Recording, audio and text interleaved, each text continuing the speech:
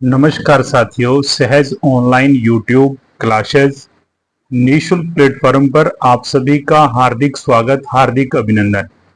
राजस्थान कला संस्कृति टॉपिक हमने शुरू कर रखा है, जिसमें हमने राजस्थान के प्रमुख दुर्ग अध्याय कर रहे हैं। इसमें हमने इससे पूर्व भाग एक में राजस्थान के दुर्ग भाग एक कर लिया है। आज हम करने जा रहे हैं राजस्थान के प्रमुख दुर्ग भाग दो। तो आइए साथियों, जुड़िए हमारे साथ। वीडियो को ज्यादा से ज्यादा लाइक कीजिए, शेयर कीजिए। साथ ही डिस्क्रिप्शन बॉक्स में जो पुरानी वीडियोस है उनके लिंक दिए हुए हैं, और एक यूट्यूब पर हमने क्विज प्रतियोगिता शुरू कर रखी है, उसका आंसर जरूर देकर जाएं। तो चलिए शुरू करते हैं आज का अगला राजस्थान का दुर्ग। अब हम बात करते हैं राजस्थान के सबसे सुदृढ़ दुर्ग की, जिसका की नाम है कुंभलगढ़ दुर्ग। कुंभलगढ़ का ये जो दुर्ग है यह है सादड़ी गांव। कौन सा गांव जी? सादड़ी गांव राजसमंद जिले में अरावली पर्वतमाला की सबसे ऊंची चोटी, अरावली पर्वतमाला की ऊंची चोटी पर यह गिरि दुर्ग स्थित है, जो कि महाराणा कुंभा के शौर्य को प्रदर्शित करता है। इस दुर्ग का जो निर्माण है वो कहते हैं कि मौर्य शासक संप्रति। कौन थे? मौर्य शासक संप्रति। और ये जो संप्रति है ना, ये अशोक का द्वितीय पुत्र था। उसने इस दुर्ग का निर्माण करवाया था। उसके जो अवशेष बचे थे, ध्वंसावशेष, उन पर राणा कुंभा के द्वारा इस दुर्ग का पुनः निर्माण करवाया गया। अब वीर विनोद जो ग्रंथ है उसके अनुसार इस दुर्ग का निर्माण 1448 ईस्वी में कुंभलगढ़ दुर्ग की नींव रखी गई थी, और यह 1458 ईस्वी में पूर्ण हुआ था। इसका शिल्पी मंडन था। निर्माणकर्ता के कारण इस दुर्ग को क्या कहा गया? कुंभलगढ़ का दुर्ग कहा गया। साथ ही ऐसा भी माना जाता है कि महाराणा कुंभा ने गोडवाड़ प्रदेश की रक्षा हेतु कुंभलगढ़ दुर्ग का क्या किया था? निर्माण करवाया था। क्या करवाया था? निर्माण करवाया था। यह प्रकृति के नैसर्गिक दृश्य में अरावली पर्वतमाला की चोटियों में बसा हुआ दुर्ग है, और ये नैसर्गिक दृष्टि से एक सुरक्षा कवच भी प्रदान करता है। सुरक्षा का कवच भी प्रदान करता है। साथियों, यहाँ एक व्यक्ति का वक्तव्य अच्छे से पल्ले बांध लेना। प्रसिद्ध इतिहासकार अबुल फजल ने कुंभलगढ़ दुर्ग के बारे में क्या कहा था कि यह इतनी बुलंदी पर बना हुआ है कि नीचे से ऊपर की ओर देखने पर सिर से जो रखी पगड़ी है वह गिर जाती है। एक बार फिर से, प्रसिद्ध इतिहासकार अबुल फजल ने कुंभलगढ़ दुर्ग के बारे में क्या कहा कि यह इतनी बुलंदी पर स्थित है कि सिर पर रखी पगड़ी तक गिर जाती है। कर्नल टॉड ने इस दुर्ग की तुलना सुदृढ़ प्राचीर, बुर्जों एवं कंगूरों के कारण एस्ट्रूकसन दुर्ग से की है। किससे? एस्ट्रूकसन दुर्ग से। फिर हम बात करते हैं कुंभलगढ़ दुर्ग के अंदर ही एक लघु दुर्ग और स्थित है, जिसे कटारगढ़ दुर्ग कहते हैं।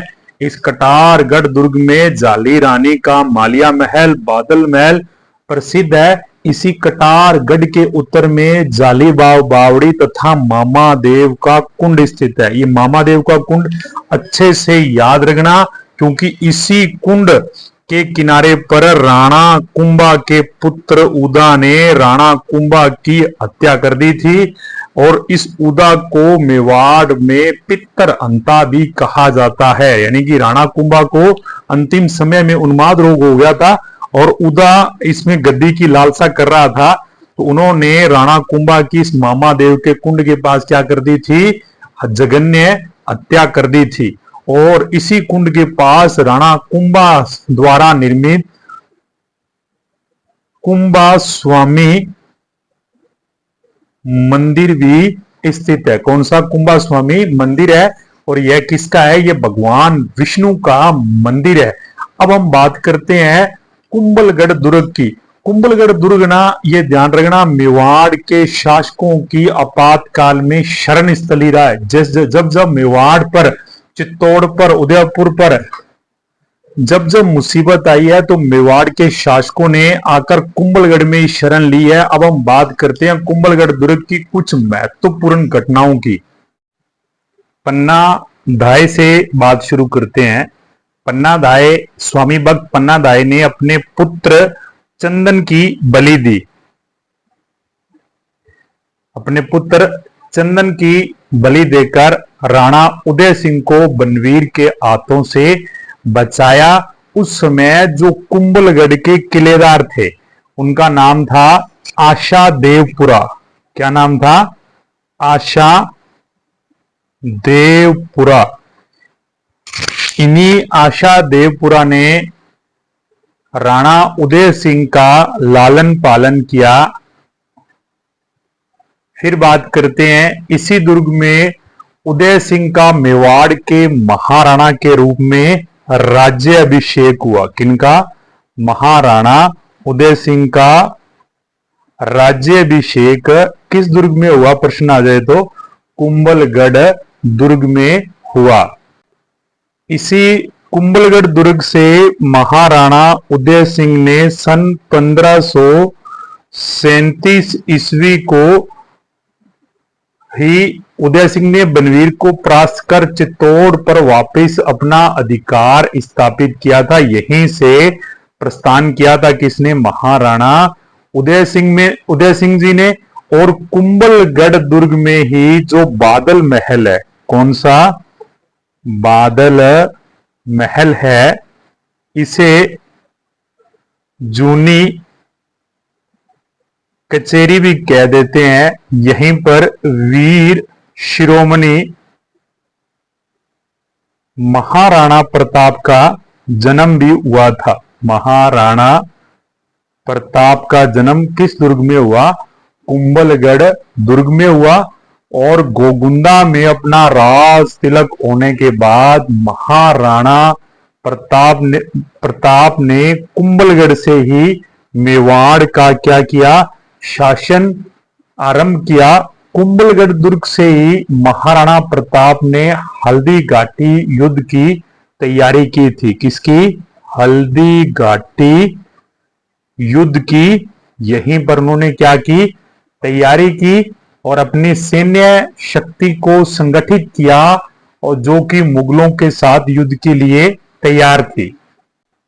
1576 हल्दी घाटी युद्ध के बाद अकबर ने 1578 ईस्वी में महाराणा प्रताप को विजित करने के लिए शाहबाज खान, कौन जी?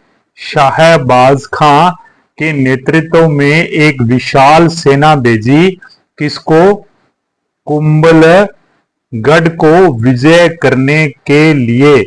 और फिर यहां पर युद्ध होता है। युद्ध में महाराणा प्रताप के विश्वस्त सेना नायक थे, नाम था रावबान सोनगरा। रावबान सोनगरा के नेतृत्व में राजपूतों ने अद्वितीय वीरता का कौशल दिखाया, प्राणों का उत्सर्ग किया, और लेकिन अंततः इस दुर्ग पर मुगलों का अधिकार हो गया। जो कुंभलगढ़ दुर्ग है उसके दुर्ग की पश्चिम दिशा का जो रास्ता है, वह जो कुंभलगढ़ दुर्ग है उसका पश्चिम दिशा का जो रास्ता है वह टीडाबारी कहलाता है। यानी कि पश्चिम दिशा का जो रास्ता है वह क्या कहलाता है? टीडाबारी। आगामी हम दुर्ग करने जा रहे हैं रणथंभौर दुर्ग। कौन सा? रणथंभौर दुर्ग। जो रणथंभौर दुर्ग है यह गिरी व वन दुर्ग दोनों की विशेषता रखता है। सवाई माधोपुर जिले में स्थित है। 994 ईस्वी में रणथंभन देव ने इस दुर्ग का निर्माण करवाया था, और जो इसकी ऊपर की पहाड़ी है उसका नाम थंबोर पहाड़ी है। क्या नाम है? थंबोर। और पहाड़ी के जस्ट नीचे का जो स्थल है वह रण कहलाता है, और इस रण के कारण इस दुर्ग का नाम पड़ गया रणथंभौर। यह चतुर्दिक पहाड़ियों से चारों ओर से घिरा हुआ है और इसकी खूबी ये है कि चारों ओर पहाड़ियों से घिरा होने के कारण इस दुर्ग से शत्रु सेना तो आसानी से देखी जा सकती है, लेकिन शत्रु सेना को यह दुर्ग नजर नहीं आता। इस दुर्ग का वास्तविक नाम रणतैपुर है, यानी कि रण की घाटी में स्थित नगर। और बहुत ही प्रसिद्ध कथन अच्छे से याद कर लेना, अबुल फजल ने रणथंभौर दुर्ग के लिए कहा है, अन्य सब दुर्ग नंगे हैं और यह बख्तरबंद दुर्ग है। यानी कि यह दुर्ग क्या है? बख्तरबंद दुर्ग है।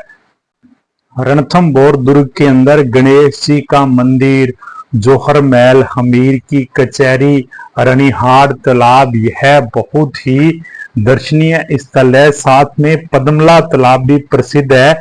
ध्यान रखना, इस दुर्ग में पीर सदरुद्दीन की दरगाह स्थित है। और जो रणथंभौर का मुख्य दरवाजा है वह नौलखा दरवाजा कहलाता है। क्या कहलाता है? नौलखा दरवाजा। 1192 ईस्वी तराइन के द्वितीय युद्ध में पृथ्वीराज चौहान की जब पराजय हुई तो उसके उपरांत इनके पुत्र गोविंद राज ने इसी रणथंभौर दुर्ग में अपना चौहानों का वापिस से शासन स्थापित किया। हमीर देव चौहान यहाँ के सबसे प्रसिद्ध व प्रतापी शासक थे और यह समय था अलाउद्दीन खिलजी का। राणा हमीर देव चौहान ने जो खिलजी का एक विद्रोही सेनापति था उसका नाम था मोहम्मद शाह। क्या नाम था? मोहम्मद शाह। इसे महमा शाह भी कहा जाता है कई स्थानों पर। इसको उन्होंने अपने यहाँ शरण दे दी और शरण देने के बाद पता ही था कि खिलजी नाराज हो गया। खिलजी के नाराज होने पर खिलजी ने 1300 ईस्वी में इस दुर्ग पर आक्रमण कर दिया। कई दिनों की विफलता मिलने पर अलाउद्दीन ने छल कपट का सहारा लिया और अमीरदेव चौहान के दो प्रसिद्ध सेनापति थे, नाम था रतिपाल व रणमल। इन दोनों को लालच दिया, अपनी ओर मिला लिया, जिन्होंने दुर्ग के गुप्त दरवाजों का भेद अलाउद्दीन की सेना को बता दिया। अलाउद्दीन ने गुप्त दरवाजों के अंदर पहुंचकर अपने दुर्ग पर अटैक किया तो राणा जो अमीर था उनकी अपने रानी थी, रानी रंग देवी। क्या नाम था? रानी रंग देवी। उनके नेतृत्व में रानियों ने दुर्ग में स्त्रियों ने जौहर किया, सभी वीरों ने केसरिया किया और सभी वीरों सहित राणा अमीर वीर गति को प्राप्त हुए। और 13 जुलाई, समय क्या था? 13 जुलाई 1301 ईस्वी को दुर्ग पर अलाउद्दीन खिलजी का अधिकार हो गया। और यह जो साका हुआ, यानी कि जो अपने जौहर हुआ वह रानी रंग देवी के नेतृत्व में, और जो केसरिया हुआ वो अमीर देव चौहान के नेतृत्व में। और ये जो साका हुआ यह राजस्थान का प्रथम साका कहलाया। राजस्थान का प्रथम साका कहलाता है।